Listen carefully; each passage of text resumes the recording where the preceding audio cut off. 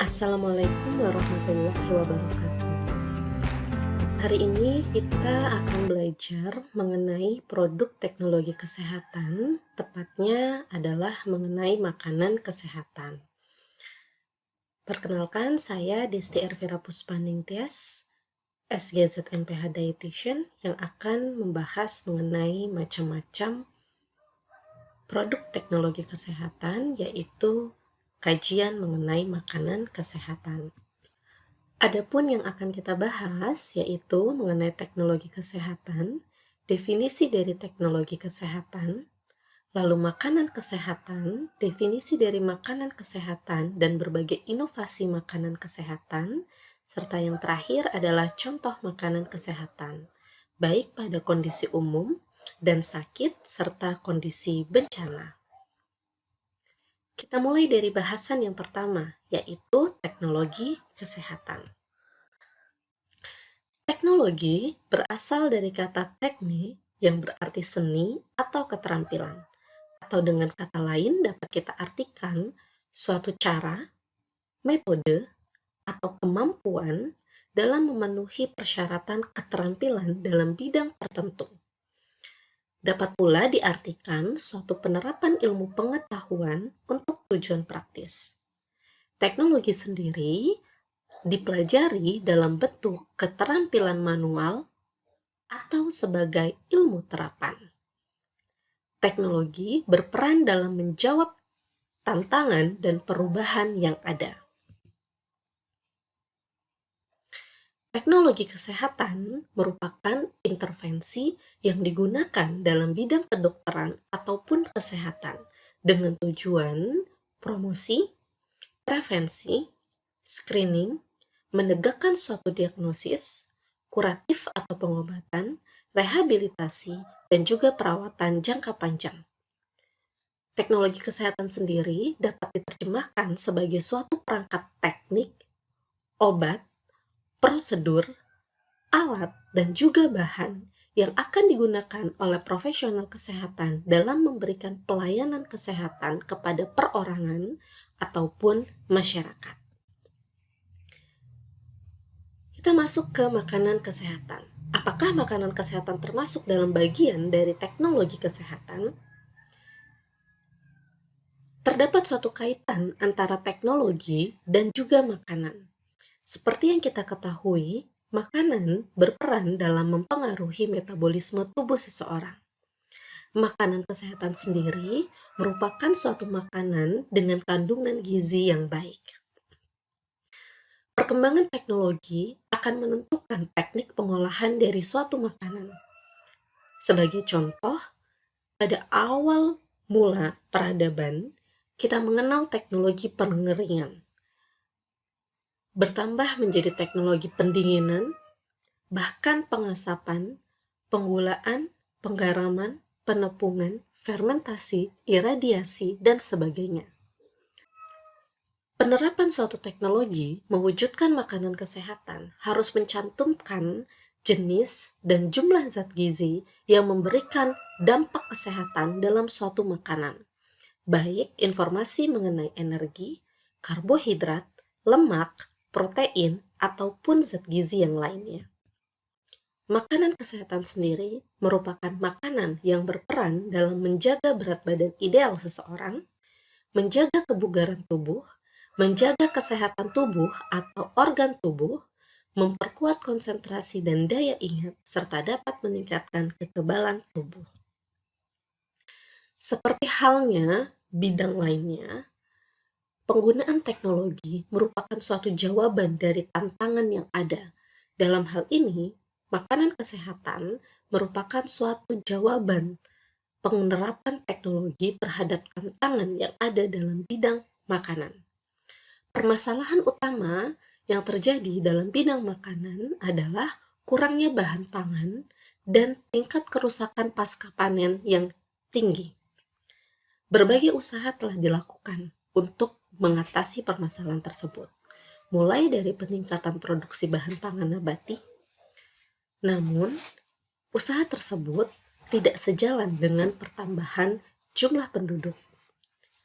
Sehingga diperlukan suatu solusi dalam mengatasi permasalahan tersebut, meliputi perlunya peningkatan daya simpan, nilai gizi, nilai ekonomis. Tentunya solusi ini tidak terlepas dari pemanfaatan teknologi.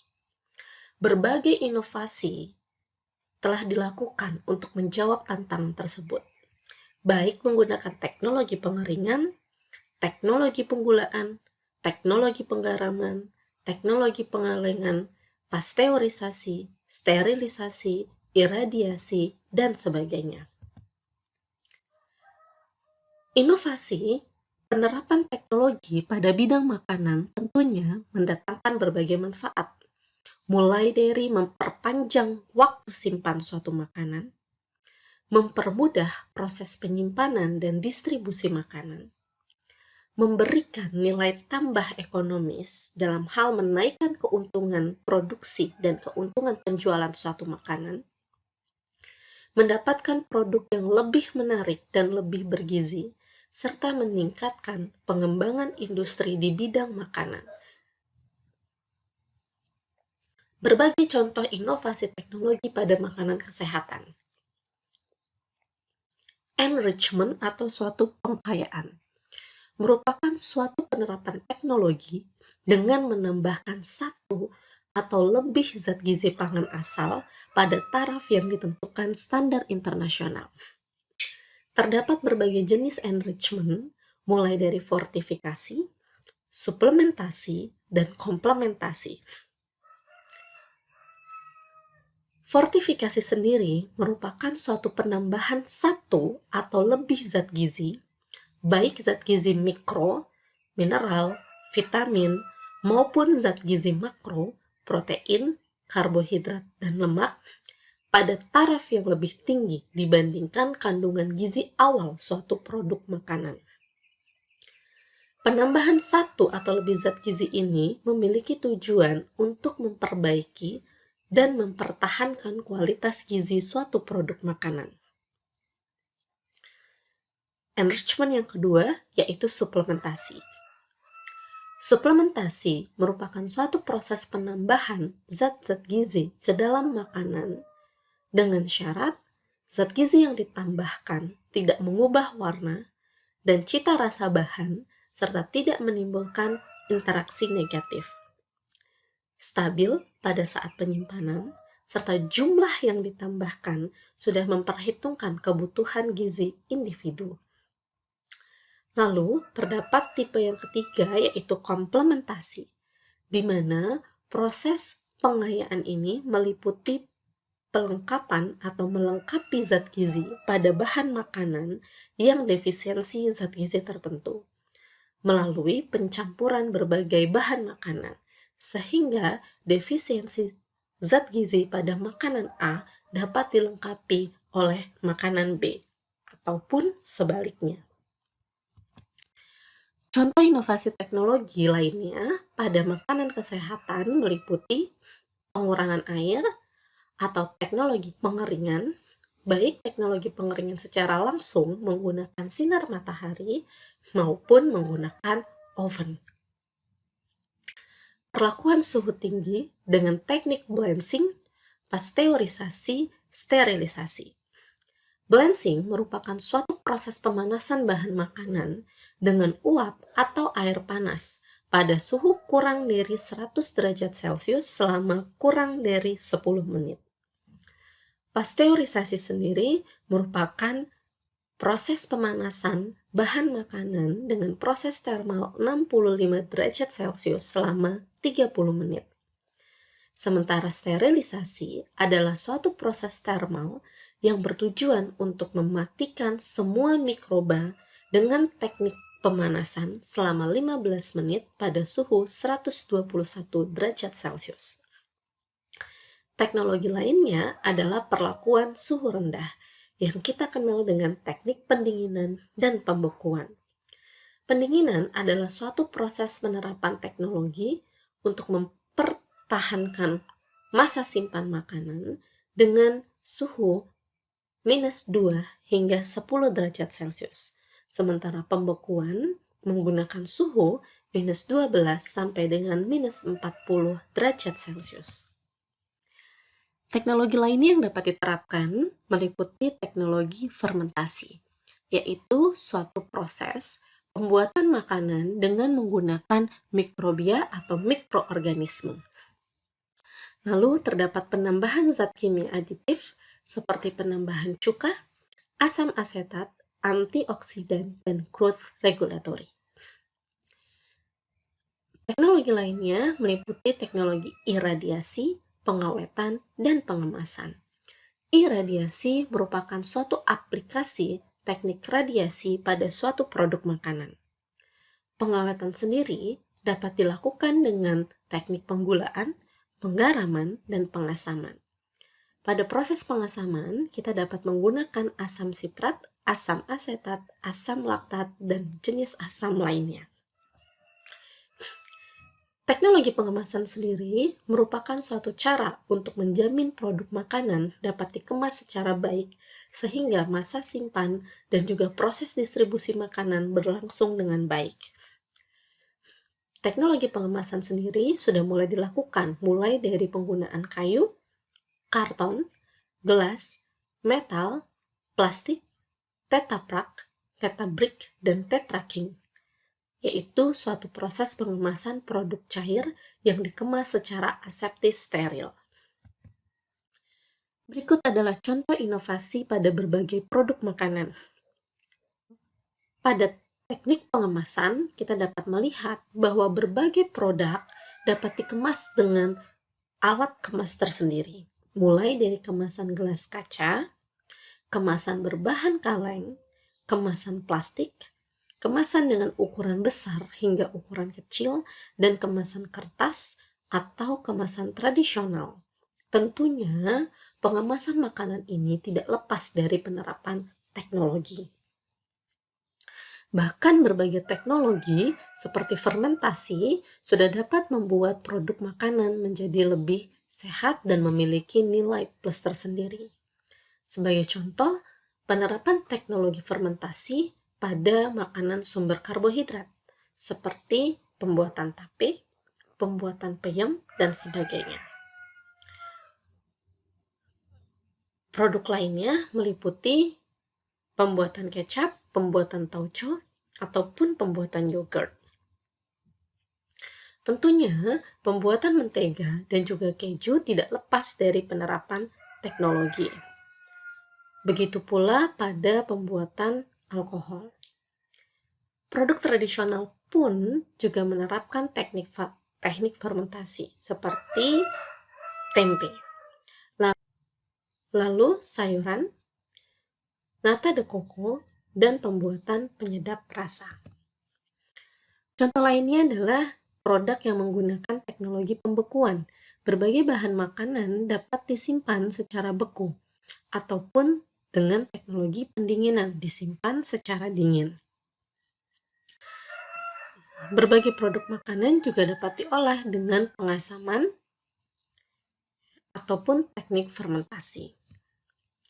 Oke, kita beralih ke contoh makanan kesehatan. Pada bagian ini kita akan membahas contoh makanan kesehatan pada kondisi umum dan kondisi sakit serta kondisi darurat. Pada kondisi umum dan juga sakit. Berikut adalah contoh produk makanan yang diolah dengan teknik fermentasi. Singkong merupakan bahan makanan sumber karbohidrat. Produktivitas singkong di Indonesia cukup tinggi. Namun mengkonsumsi singkong dalam bentuk singkong rebus ataupun singkong goreng cukup membosankan, sehingga penerapan teknologi pada produk pangan sangat dibutuhkan. Salah satunya adalah fermentasi. Mengolah singkong menjadi makanan fermentasi, yaitu gatotan. Penelitian ini ataupun kajian mengenai singkong sudah pernah kami lakukan dan sudah pernah kami publikasikan di berbagai jurnal ilmiah. Sebagai contoh adalah publikasi pada Indonesian Journal of Nutrition and Dietetic dan juga pada IOP Conference dan juga pada jurnal internasional lainnya. Kajian mengenai singkong menjadi gatotan dan gatot diangkat dari segi peranan Gatotan dan Gatot sebagai makanan fungsional pada pasien dengan diabetes mellitus.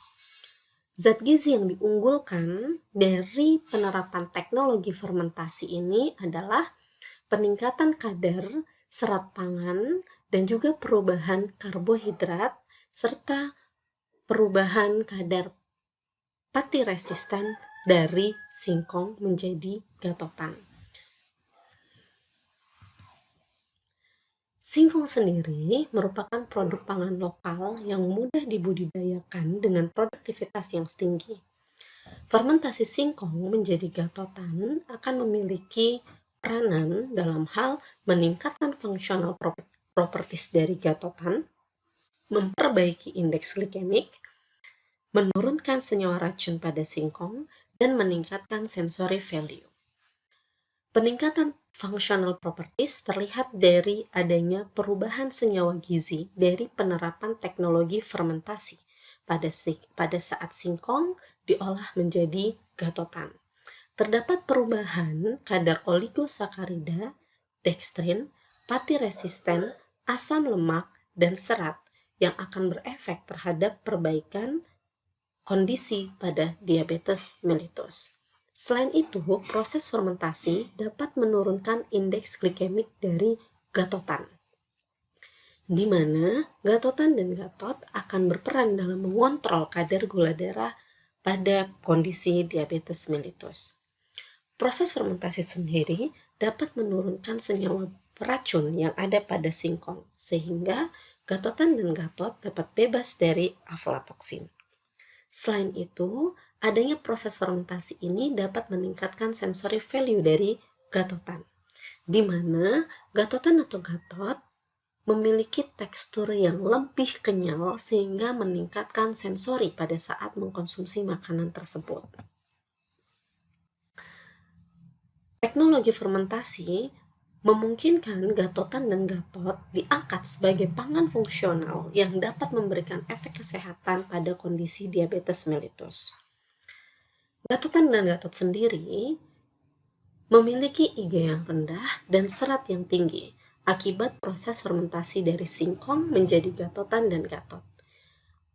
Adanya indeks glikemik yang rendah dapat menurunkan kondisi hiperglikemia pada kondisi diabetes mellitus, yang tentunya penurunan kadar glukosa darah dapat berefek terhadap penurunan reaktif oksigen spesies atau potensi terjadinya stres oksidatif. Sementara serat sendiri dapat memperbaiki komposisi mikrobiota saluran cerna yang akan meningkatkan produksi dari short chain fatty acid atau asam lemak rantai pendek, di mana penurunan produksi radikal bebas atau reaktif oksigen spesies akan berefek terhadap penurunan sitokin proinflamasi, akan berefek terhadap penurunan SOX dan peningkatan IRS yang tentunya akan memperbaiki mekanisme dari pekerja PI3K-AKT dan GLUT4 yang akan berefek terhadap perbaikan kondisi hiperglikemia. Sementara peningkatan produksi SCFA dapat memberikan pengaruh terhadap FFARS, PGC1-alfa, AMPK, translokasi GLUT4, dan juga perbaikan kondisi hiperglikemia. Perbaikan kondisi hiperglikemia di sini tentunya akan memperbaiki profil metabolik pada saat kondisi diabetes mellitus, mulai dari memperbaiki kadar glukosa darah, profil lipid, dan juga sensitivitas insulin. Untuk mempermudah penggunaan gatotan ataupun gatot pada suatu teknologi pangan atau penerapan pengayaan pangan, gatotan dan gatot dapat diubah menjadi produk tepung. Dalam hal ini menggunakan teknologi penepungan menjadi tepung gatotan dan juga tepung gatot. Produk lainnya yang dapat diangkat dalam pemanfaatan teknologi pada bidang makanan adalah growol. Sama halnya seperti gatot, growol merupakan makanan tradisional yang berasal dari singkong menggunakan teknologi fermentasi. Proses fermentasi pada growol sedikit berbeda dengan proses fermentasi pada gatot. Growol sendiri dapat diangkat sebagai makanan lokal yang dapat digunakan dalam pencegahan ataupun penanganan penyakit tidak menular. Zat gizi yang diunggulkan dari growol tersebut adalah adanya perubahan karbohidrat pangan pada proses fermentasi singkong menjadi growol. Dapat kita lihat bahwa proses fermentasi singkong menjadi growol dapat menurunkan kadar gula total dan juga kadar gula reduksi. Selain itu, proses fermentasi juga dapat menurunkan kadar sukrosa. Sisi lain dari proses fermentasi dapat meningkatkan kadar serat pangan total, serat pangan tidak larut air, dan serat pangan larut air, di mana perubahan karbohidrat pangan ini diduga memiliki efek terhadap perbaikan indeks glikemik suatu makanan, dan juga memiliki potensi prebiotik yang dapat memperbaiki mikrobiota saluran cerna. Studi lain yang sudah kami lakukan mengkaji skor aktivitas prebiotik growol terhadap Lactobacillus dan juga Escherichia coli. Diketahui bahwa growol mampu meningkatkan pertumbuhan dari Lactobacillus dan menurunkan pertumbuhan E. coli. Sementara kajian mengenai indeks glikemik growol didapatkan bahwa growol berpotensi untuk dikembangkan sebagai produk makanan selingan bagi penyandang diabetes mellitus, mengingat indeks glikemik growol lebih rendah dibandingkan gula. Berikut adalah proses penerapan teknologi pada bidang makanan. Singkong diproses menggunakan teknologi fermentasi menjadi growol. Growol sendiri diproses dengan teknologi penepungan menjadi tepung growol. Tepung growol sendiri dapat diproses menggunakan teknologi menjadi cookies growol dan juga menjadi yogurt growol. Yogurt growol sendiri merupakan suatu produk fermentasi yang dikembangkan dari penggunaan tepung growol dan berpotensi untuk dikembangkan sebagai yogurt simbiotik. Contoh produk makanan lainnya yang menggunakan penerapan teknologi adalah susu kacang tanah. Dalam hal ini, susu kacang tanah mampu mengendalikan berat badan seseorang. Studi yang dilakukan pada remaja putri overweight menyatakan bahwa susu kacang tanah efektif menurunkan berat badan seseorang. Susu kacang tanah ini diberikan selama 14 hari sebanyak 180 ml sebagai selingan pagi bagi remaja putri overweight dengan pemberian susu pada suhu dingin dengan kisaran 4 derajat Celcius. Diketahui pemberian susu kacang tanah selama 14 hari mampu menurunkan berat badan remaja putri overweight. Terjadi penurunan berat badan sebanyak kurang lebih 1 kilo selama 14 hari pemberian. Studi lain yang sudah dikembangkan yaitu minuman olahraga dan kebugaran. Contoh minuman olahraga yang dikembangkan adalah Tachirus. Teman-teman bisa lihat dalam menyajikan suatu produk, teman-teman harus menyampaikan apa komposisi gizinya dan berapa nilai gizinya. Tachirus sendiri merupakan suatu produk yang mampu memperbaiki kebugaran atau indikator VO2 max pada pemain sepak bola. Selain Tachirus, minuman lain yang digunakan yaitu adalah kombinasi dari minuman olahraga maltodextrin dan vitamin C, di mana maltodextrin dan vitamin C mampu menurunkan stres oksidatif dari pemain sepak bola dan juga mampu meningkatkan VO2 max dari pemain sepak bola. Makanan lain dan minuman lain yang dapat dikembangkan adalah teh, ditinjau dari segi antioksidan. Teknologi fermentasi pada teh dan teknologi pengeringan pada teh yang berbeda-beda akan menghasilkan jenis teh yang berbeda-beda. Teman-teman dapat menyaksikan tayangan penerapan teknologi kesehatan pada pembuatan teh pada YouTube berikut ini. Selain penerapan teknologi fermentasi dan pengeringan, untuk menjaga kualitas antioksidan pada teh, teknologi pengemasan dapat kita gunakan, yaitu pengemasan secara vakum. Adanya optimalisasi dari fermentasi, pengeringan, dan vakum dapat meningkatkan kualitas antioksidan pada teh.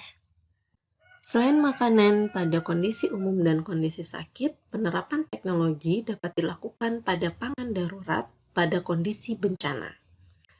Emergency Food Product atau EFP merupakan suatu produk pangan olahan yang dirancang khusus untuk memenuhi kebutuhan energi harian manusia dan dikonsumsi pada situasi yang tidak normal. Contohnya pada kondisi banjir, longsor, gempa bumi, musim kelaparan, kebakaran, peperangan, dan kejadian lain yang mengakibatkan manusia tidak dapat hidup secara normal. Contoh produk pangan darurat yang telah dikembangkan adalah olahan pangan semi basah atau IMF, cookies, dan food bar. Pangan semi basah, PSB atau Intermediate Moisture Food, merupakan produk pangan dengan tekstur lunak yang diolah dengan satu atau lebih perlakuan dan dapat dikonsumsi secara langsung tanpa penyiapan dan cenderung stabil. Cookies merupakan jenis pangan darurat yang berupa biskuit dari adonan lunak, berlemak tinggi, renyah, dan bila dipatahkan, penampang potongannya bertekstur kurang padat. Lalu produk lain pangan darurat lainnya adalah food bar, suatu produk pangan padat yang berbentuk batang dengan campuran sereal dan bahan pelekat lainnya. Berikut merupakan berbagai kondisi penerapan teknologi pada pangan darurat dalam kondisi bencana. Suatu kajian telah mencoba membuat food bar berbahan dasar tepung bekatul dan tepung jagung sebagai pangan darurat. Pangan darurat yang dikembangkan oleh peneliti merupakan pangan yang dapat memenuhi kebutuhan sebesar 233 hingga 250 kilokalori dalam 50 gram bahan makanan. Food bar yang dibuat berbahan dasar tepung bekatul dan tepung jagung.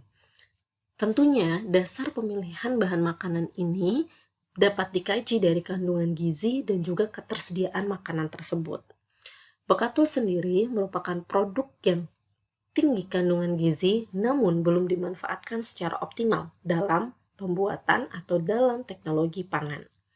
Sementara jagung sendiri merupakan penyumbang terbesar komoditas makanan pokok setelah padi. Peneliti mengkaji syarat kandungan zat gizi pada pangan darurat.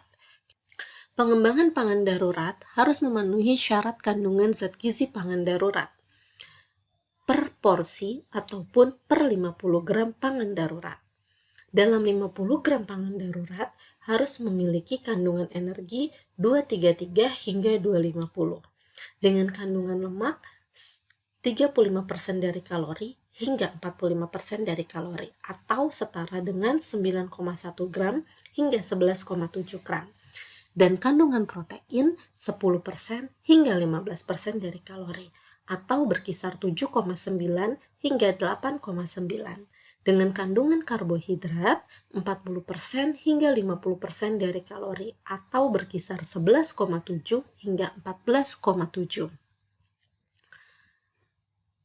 Berbagai formulasi produk telah dilakukan untuk mendapatkan persentase protein, lemak, karbohidrat, dan energi yang sesuai. Makanan darurat lainnya yang sudah dikembangkan adalah formulasi pangan darurat berbentuk food bars berbasis tepung millet putih dan tepung kacang merah. Food bar tersebut dibuat dengan teknologi pencelupan basah atau intermediate moisture food dengan kandungan protein 10-15%, lemak 35-45%, dan karbohidrat 40 hingga 50%. Di mana alasan pemilihan millet putih dan kacang merah adalah millet putih merupakan suatu produk biji-bijian dengan kandungan gizi yang menyerupai padi, jagung, dan biji-bijian lainnya. Sementara kacang merah sendiri berperan sebagai sumber protein nabati yang dapat menyediakan sumber protein dalam suatu produk pangan darurat. Peneliti telah coba mengembangkan food bar dengan berbagai formulasi, mulai dari formulasi 1, formulasi 2, hingga formulasi 3. Di mana dalam setiap 50 gram harus mengandung protein 10-15%, lemak 35-45%, dan karbohidrat 40-50%. Dari proses pengembangan yang sudah dilakukan peneliti, diketahui bahwa formulasi 1, 2, dan 3 sudah memenuhi standar pangan darurat ditinjau dari persentase kandungan protein dan juga persentase kandungan karbohidrat. Sementara untuk lemak masih terdapat kelebihan persentase. Tentunya hal ini akan menjadi suatu evaluasi mengenai produk pengembangan pangan darurat.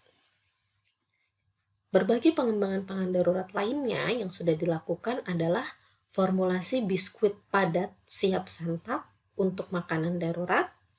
Lalu ada camping pouch product, suatu produk yang dikemas dalam aluminium foil, di mana produk ini memiliki umur simpan sekitar 2 tahun pada suhu ruang, karena produk ini diproses dengan freeze drying menggunakan teknologi penyemprotan nitrogen, di mana setiap kemasan disemprot dengan nitrogen untuk mencegah terjadinya deteriorasi atau penurunan mutu produk dan memperpanjang umur simpan. Contoh produk lainnya adalah food bar dan juga makanan siap santap lainnya. Berbagai pangan darurat berbasis komoditi lokal juga sudah dikembangkan dengan basic ubi jalar, singkong, kedelai, dan pisang dalam bentuk chips ataupun biskuit. Tentunya, kekayaan alam di Indonesia akan menjadi salah satu keuntungan untuk mengembangkan makanan menggunakan berbagai teknologi yang ada. Cukup sekian dari saya. Selamat berkreasi dan selamat menemukan bahan pangan lokal yang dapat dikembangkan menjadi berbagai produk makanan kesehatan maupun produk makanan darurat dengan menerapkan aplikasi teknologi yang ada. Terima kasih. Assalamualaikum warahmatullahi wabarakatuh.